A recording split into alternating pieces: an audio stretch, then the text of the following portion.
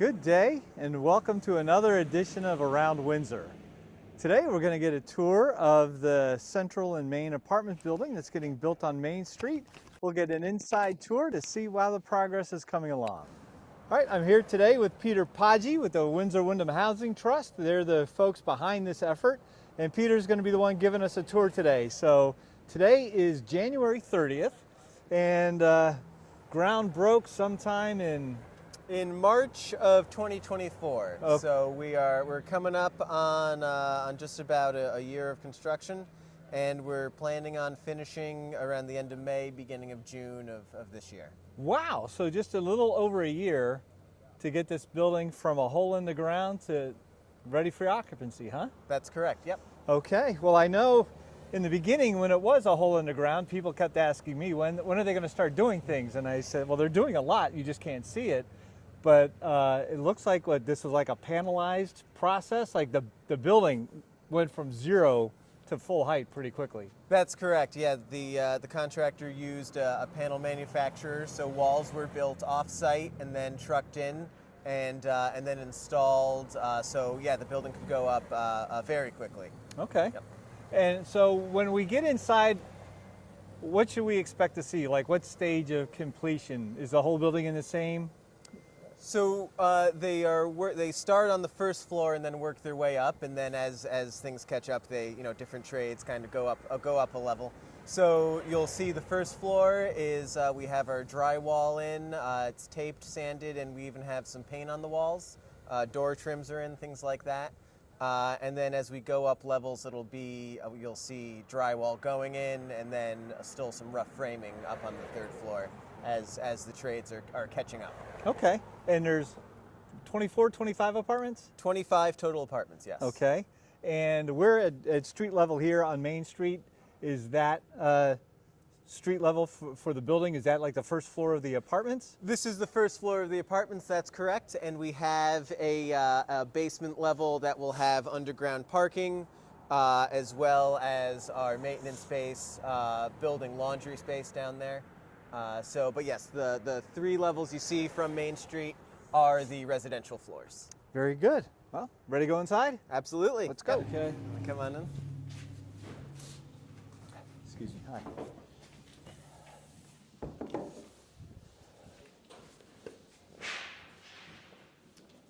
So this would be the front entrance as you come in. So mail and everything would be kind of right around this area. And we also have a common space that it's not a commercial space, but it's supposed to kind of emulate activity right on Main Street. So we'll have seating in here for folks to, just come down and socialize or, do homework or something like that with a little kitchenette. That's probably one of the more common questions I get is that will there be like a store? And Yep. I said, my understanding is you look in and it'll look like a lounge or common area, but it's for the residents of the building. That's correct, Yeah. yes. Okay. Yes. So no commercial space, but it has that feel right on Main Street. So All right, very good. you can walk in and see There some you are. apartments. So Here we go.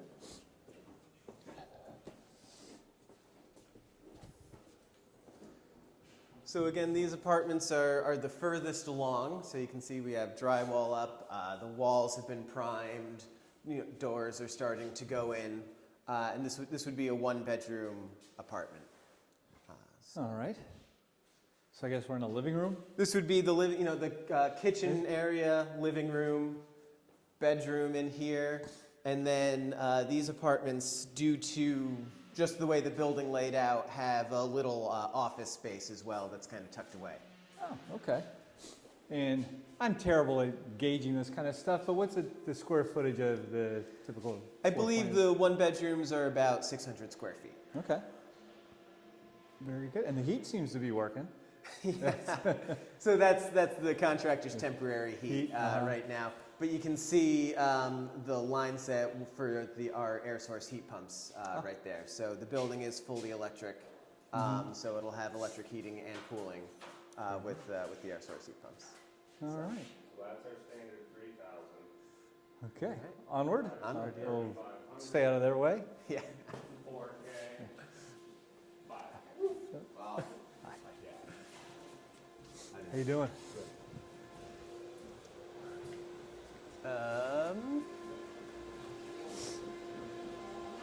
So this is one of the studio apartments. We have a few studios as well. So obviously a little smaller, around 400 square feet.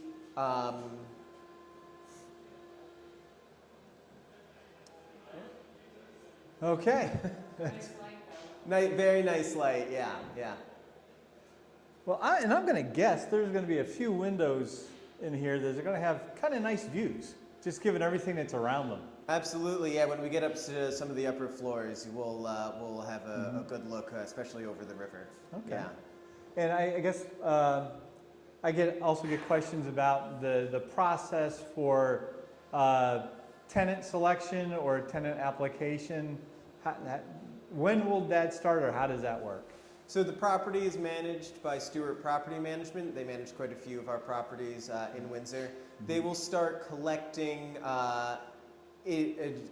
starting an information list, I believe, around March. Okay.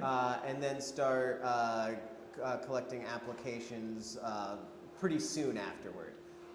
So we will have signs up along Main Street. They'll be doing advertising in the local papers as well for when applications are starting to be accepted. Okay. So it will be well advertised around town. Very good. And in addition to the apartments, we talked about like the lounge area up front. You mentioned a laundry area. Are there other like common areas or service areas that the residents of the building will have access to? So there's the underground parking as well. And there's a surface lot over there. The common laundry and the lounge area out front are the two real common areas in the building. Is there any? It's been a while going through all the different iterations of the site plan, but like common areas outside, like to sit outside, or there's a little court. Yeah, there's a courtyard out there with some benches. There's also a kind of a courtyard out front, right on Main Street. That'll it'll be the entrance to the building, but it'll have areas for folks on a nice day to sit outside as well. But yes, also down below there'll be a nice green area with some good opportunities for landscaping and sitting in a more green area than right on Main Street. Very good. Yep. All right. All right. Onward. This way.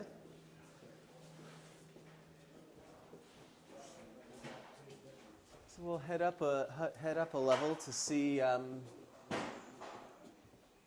some more construction. So the building will have our two stairwells, one in the front of the building, one in the back, and then the building's also fully elevated, which is the elevator's getting installed right now, actually. Okay.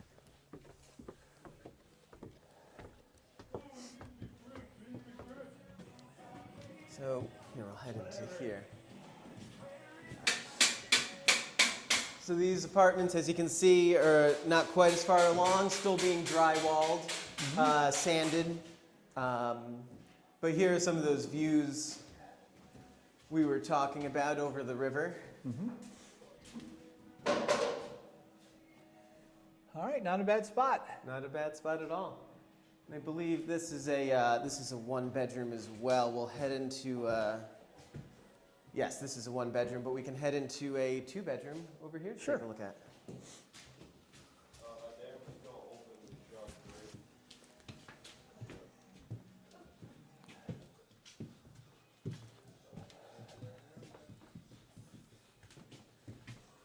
So the apartments themselves, just watch your head. The apartments themselves are stacked, basically. So floor to floor is very similar. Actually, I apologize. This is a one bedroom, but this is one of the fully accessible apartments. So we have, I believe, two apartments that are fully accessible to ADA standards. The rest of the apartments meet the adaptability standards. So while they don't have full turning radiuses in the bathrooms and the kitchens, they are designed for someone in a wheelchair or otherwise mobility impaired to be, to live in them comfortably. Okay. And to have some adaptable features that like cabinets and things that can be lowered. So. Okay. We also have audio-visual accessible apartments, which basically means fire alarms have strobes as well as audio cues. So. Okay. Well, and I know there were a lot of fingers in this pie to get this building done. Absolutely. And this, I assume, isn't, if a private contractor just said, I want to build an apartment building, they wouldn't have as many points of criteria that they would have to meet as here. So like things like the adaptability and accessibility, are there things that are unique to this building that you may not necessarily see in just private enterprise building a building? So I think one of the bigger things that you see so the adaptability and accessibility are governed by the Vermont Access Code, which on a building of this size would be pretty well regulated no matter who is building. One of the areas that is an interesting kind of area in Vermont construction is the energy code. The Vermont does not really enforce the building energy code. However, due to a lot of the funding that we have, especially through a lot of state sources, we are required to meet the energy code, which this was due to when it was under construction. It meets the 2020 energy code. There's a recent update in 2024, but we also work very closely with Efficiency Vermont. So we're exceeding the 2020 energy code, and moving forward, we'll be working, as I said, towards that 2024 energy code, which is, as it said, not really enforced throughout the state. So, but this will be a very efficient building. This will be an extremely efficient building. In terms of both energy use and in terms of its insulation and its air sealing, we recently completed what's called our blower door test. And that's where they pressurize the building and they see how much air escapes from it. So you can really see how tight your building is and how much air you're leaking out. The standard that we were trying to meet was 0.05 CFM50. And what that basically means is that they pressurize the building to a certain level of pressure. And for every square foot of building exterior, we try and leak out a very small amount of air, 0.05 cubic feet. We exceeded that, and I believe we got down to 0.03 CFM50, which is an extremely, extremely tight building. So what that means is the air that we heat stays in the building. It doesn't leak out passively through the building. And then the question is, though, then how do you get fresh air into the building? You don't want stale air in the building. So we have active energy recovery ventilation. So we have active ventilators that draw conditioned air out. It runs through a heat exchanger, which then recaptures that heat and then exhausts the stale indoor air, brings in new air, runs it through that same heat exchanger, preheats the air, and then brings that back into the building. So the energy that we spent heating the air in the building that we're now exhausting is recaptured as we're bringing fresh air into the building. Wow. There's smart people out there. All right. All right. Move on to another one? Well, yeah, head upstairs, go see some more, in a more rough stage. They actually just completed their, what's called their rough-ins upstairs for their electrical and their plumbing. And then we'll be able to see we'll make sure to see some of the 2 beds up there.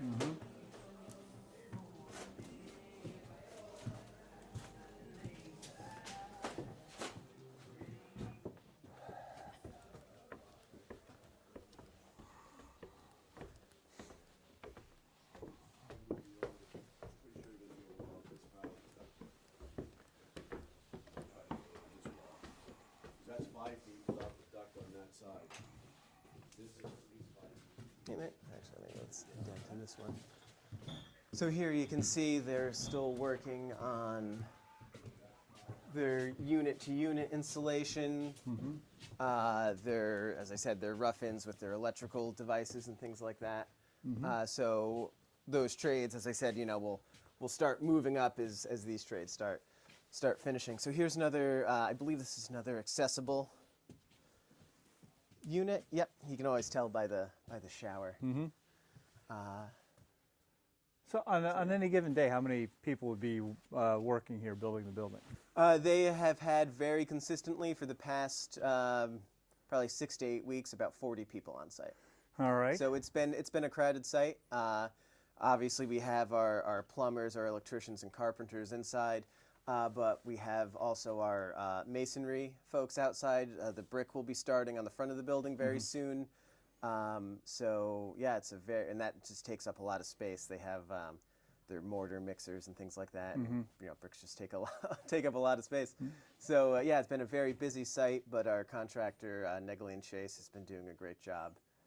Great job managing everything. We had a number of conversations early on about how do we get rid of snow. That hasn't been a huge deal at not this yet. point. Yeah. But also the noise and parking and all that. And at least from my end, everything seems to be going smooth. All the neighbors are playing nice. People are just very encouraged to see the progress that's happening here. Yeah. Yeah, we always try and work very closely with our neighbors. We understand living next to construction isn't the most pleasant thing, but we try and be as accommodating as possible. And I don't know if you know the answer to this or not, but the other day I got an email referencing an idea for some community art on the exterior of the building. And you know, one of the things, you know, I've gone through some seminars on this, is art can be a great thing, but then well, what's the upkeep, maintenance so that it looks good 10 and 20 years from now and things like that. And the response I got is that I guess is part of this whole process. There's kind of a built-in maintenance thing going. Like I guess there's going to be etched stone.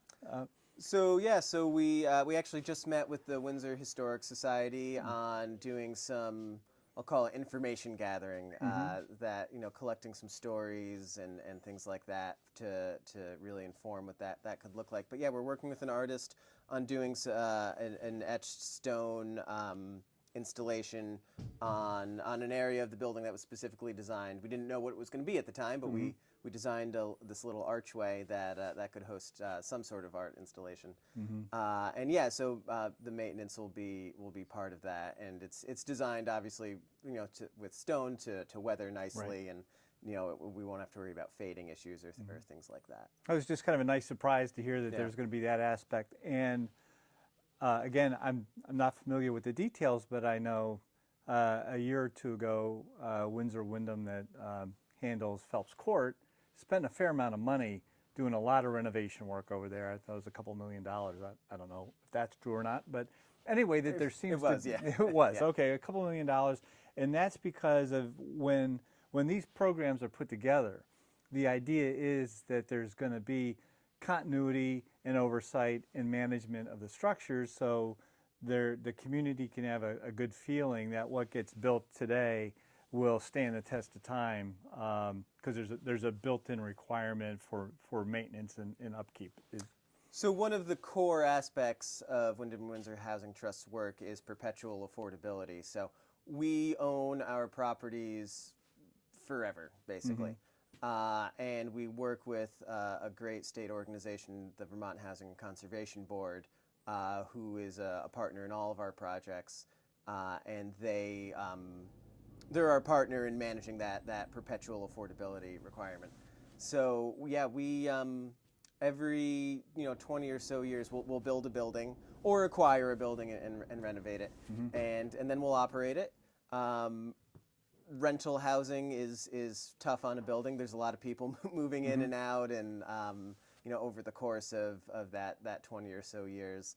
And then we'll do our standard maintenance during that time, with just our ongoing property management, our turnovers and things like that.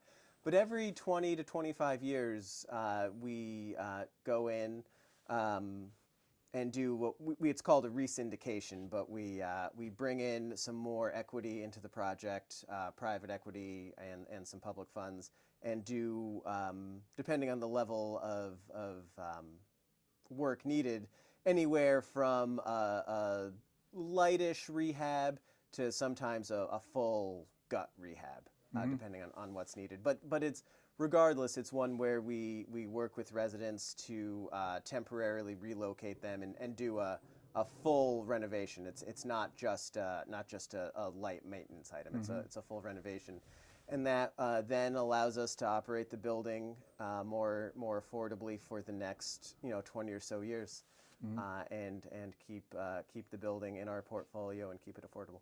Okay. Well, I think for me, that was one of the big selling features of this. The properties that you're involved with in town already are very well maintained.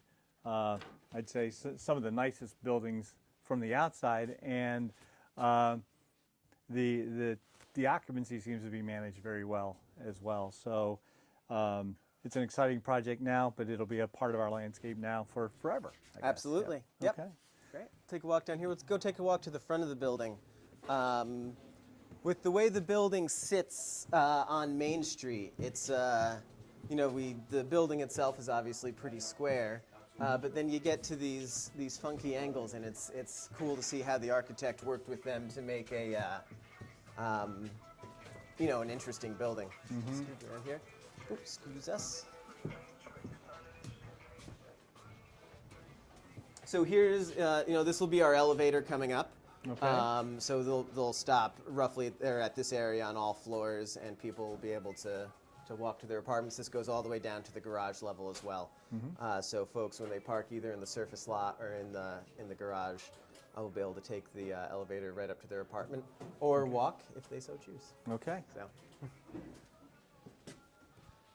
So this is a 2-bedroom, but you can see as it's sitting in and working with the constraints we have on site with the diner being where it is and are situated right along Main Street. These front apartments ended up looking pretty interesting with some of the angles, and it's always really cool to see how architects work with that and fit in what they're able to fit in. But then so we looked at the views over the Connecticut. Right. But now here's some views, looking down onto Main Street from the upper floors, which can also be very nice. Yeah. No, you're not looking right into somebody's window right over here. It's Right. all seasons. Not a bad place to be. Pretty neat apartment. Yeah. Okay. All right. So that's pretty much the building. Okay. And it's how many studios, how many 1-bedrooms, and how many 2? I don't have that off the top of my head, yeah. It's enough of all 3. Yes, Okay. yes, yep. So we do a market study for every new development, so we always try and balance kind of the need from that market study, the need in our wait lists. And a lot of times that does lend itself more to kind of on the especially on downtown properties, more on the 1 to sometimes what we call 1.5 bedrooms, which are kind of like what we looked at earlier with that little office space. We see a lot of folks wanting to downsize that are living out in the hills in a big farmhouse, but they want to downsize and move into something smaller in a walkable community. So we find our downtown properties, our markets are a lot of retired folks. Sure. Or single folks either just getting started or even young professionals in the school system or things like that. So. Okay, well, I appreciate you taking the time. It's very interesting and very encouraging. And again, you're saying sometime May? June?